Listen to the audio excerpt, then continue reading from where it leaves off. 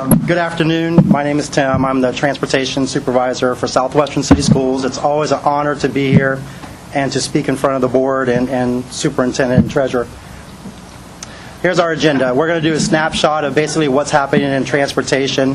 I'm going to talk a little bit about routes and runs and the difference, our staff, our sites that we go to and miles, our vehicle replacement, buses, beyond the performance audit, training programs, coming attractions, and then you get to ask me questions. As you know, our district square miles is 119. That hasn't changed. Total miles driven last year were a little over 2.5 million. Student enrollment is 20,685. Eligible to ride our school buses for public is 17,020 students. That's preschool through high school. Special education is 753.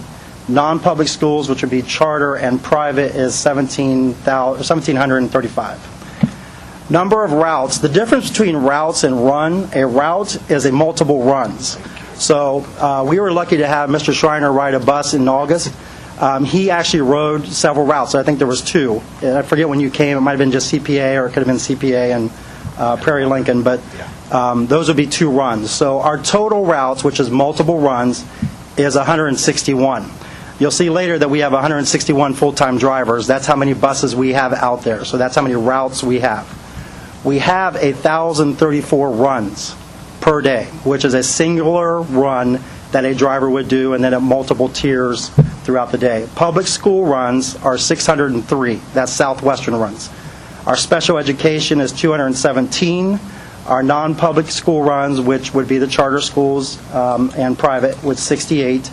And midday shuttle runs is 146. Midday shuttle runs would be PALS, going to the YMCA over at Urban Crest, would be taking kids home in the middle of the day, picking kids up in the middle of the day, taking them to school. Would be job coordinators. It could be a midday preschool. It could be a special ed run. Those are our middays, anything between 9:30 and 2 that we're doing. This week happens to be some testing week, so we have vamped some of those midday runs to get those kids to test or keep them there and then get them later in the day to where they need to get to. We make 9,005 bus stops per day. So in the AM, you can take 4,500 stops, and the PM is 4,500. Those are when our red lights are flashing and we are letting kids on or off the bus. 9,000 a day, which is quite a lot. We do have cars that run our red lights. We do have drivers that report those. We do use our jurisdictions, wherever that may be, and they do go out and get convictions. People that do run red lights. We have 161 bus drivers, like I said, which matches the routes. We have 37 bus aides. We have 8 mechanics, 4 clerical staff, 4 routing supervisors, and 33 substitute bus drivers. Those sub-bus drivers are heroes. They are the ones who are driving when regular drivers are off. They're the ones who can't find street signs because they're not there. They're using kids, trusting kids to go the right direction. All of you rode school buses before. You all know what it's like when there's a substitute bus driver on there. They are also the ones that we use in weather similar to what we are having this week or last week. We will put them in areas so that if a bus is running late, they will go and help hook into that bus route, pick up kids. So we are putting out fires as quickly as we can so that kids aren't standing at a bus stop waiting a very long time. So we house them at Westland. We house them at the Bingo Hall at Franklin Heights. We house them at Grove City, so they're closer to those routes and can help us quicker. So those subs are very important. I will tell you, too, that our attendance in our transportation department is very good. We have about 94%, 95% of attendance daily. So I think that we are doing pretty well compared to some of the other districts in Central Ohio. This is the sites and miles. As you know, we got 30 public schools. We got 1 career tech in Southwestern. We have 6 preschools we're transporting to and 1 Southwestern preschool inclusion. That preschool inclusion is a Head Start. Those kids have been deemed with an IEP that we transport to the Head Start. We go to 14 special education out of district. That number has been dropping or been stable quite a bit. It used to be that we used to go to a lot of different places outside the district of special ed. Seem to be bringing a lot more back in. We have 12 charter schools that we are currently going to and 9 private schools. Charter schools, real quick, we have people come to us all the time that want us to transport to their charter schools. We have a prerequisite that they have 15 or more children that ride that bus to make that bus efficient. If not, then we pay in lieu of transportation. Our average number of students, and we do counts all the way, starting in August, all the way through each month, is averaging about 13,485. Average number per day that we're transporting or driving is about 14,304. Part of the Beyond the audit that you guys received a couple years ago, vehicle replacement was on that. The benchmark for a school bus is about 15 years. In Ohio, that's a little bit tough with the weather, with the body, trying to keep those passing annual inspections, but 15 years is our benchmark. As you can see, our 10-year plan, we're pretty good into about 21, 22 school year, and then once we get there, we'll look into a plan of what we need to do for bus replacement. But right now, we have a pretty good fleet, as you'll see in just a minute. As I said before, we have 7 mechanics, 1 part mechanic. I have said many times at the presentation I give, our parts man, Scott Vodder, is a star. He makes his salary 4 times over. If you go up to his area, it's a Napa store. He's very efficient. He knows how to use our vendors. He knows how to supply the parts. He knows where to get the job done, and he's just invaluable. Our total buses right now is 202. Our average age for the whole fleet is 8. Our route buses, obviously 161. The average age of that bus is 7. So you take all the years and divide it by 161. Our mechanics last year did 3,526 work orders. That is not including the annual inspection where we check about 120 to 150 different things on that school bus for the annual inspections. This is a bus needs a radiator, a bus needs a tire change, a bus needs to come in and be serviced. That is what we're doing besides preventive maintenance. Every bus comes in at 7,500 miles. So we're doing the oil change, doing the filters, putting them on a rack, checking the tires, doing what we need to do there. Another beyond the performance audit is B54. It's monitoring the number of bus accidents. We review each accident. We have a supervisor go to each accident. We are there on the scene. We're there to hold their hands. We're there to talk to the other person that may be involved. We review each accident. We take the videotapes.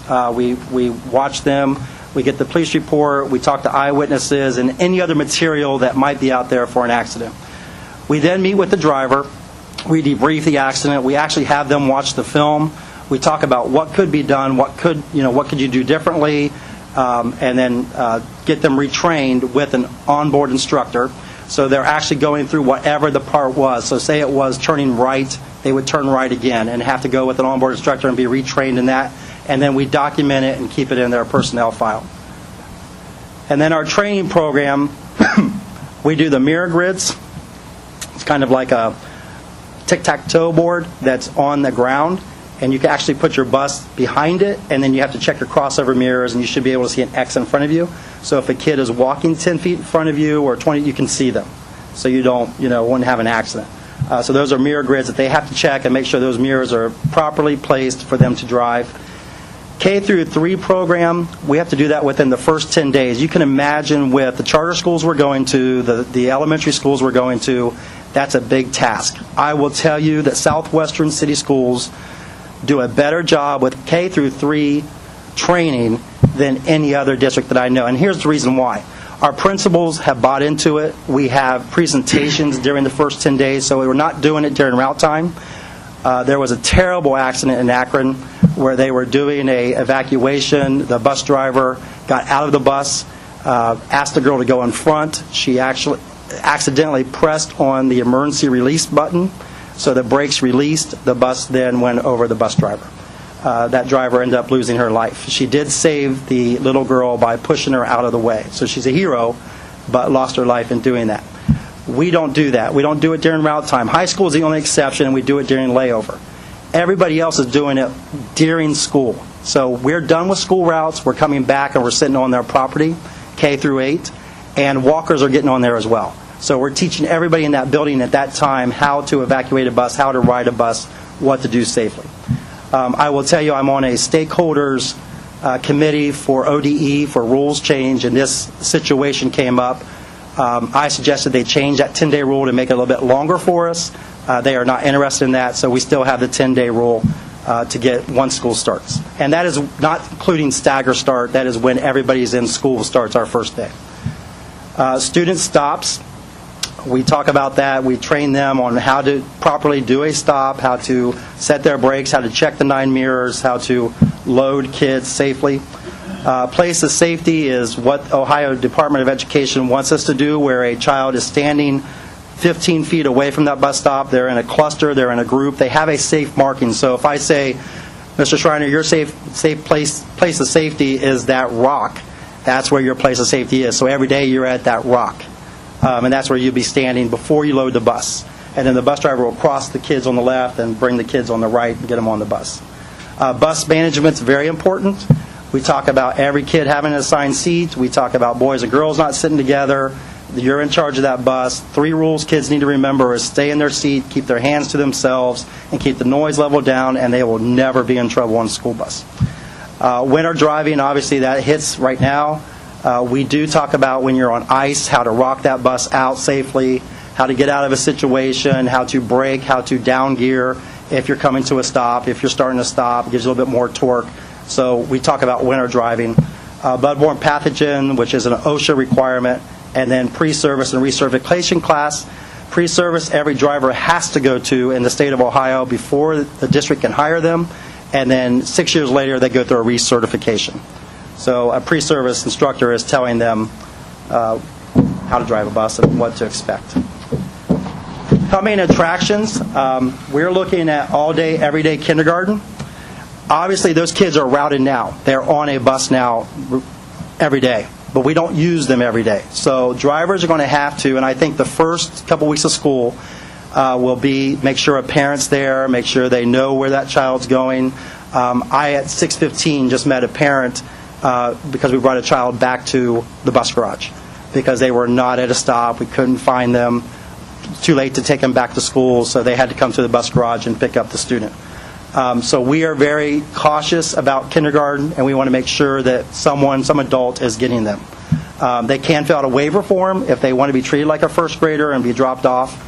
That's their choice, but if they don't do that, then we treat them at a parent or guardian or a friend or a grandparent needs to be at a bus stop. Accelerated Learning Center, we are prepared for that.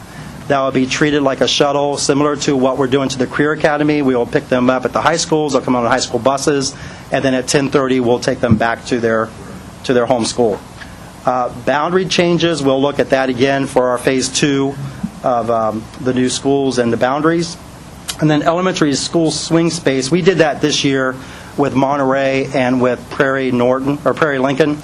Worked out really, really well. Prairie Norton and Monterey both start school a little bit earlier, so it's really worked out well logistically, I think, to not have that flow of a lot of buses coming in at the same time. So it's worked out well, and I think the staffs at both schools, Richard Avenue, Monterey, Prairie Lincoln, Prairie Norton, really helped in that and helped us transition into a smooth school year.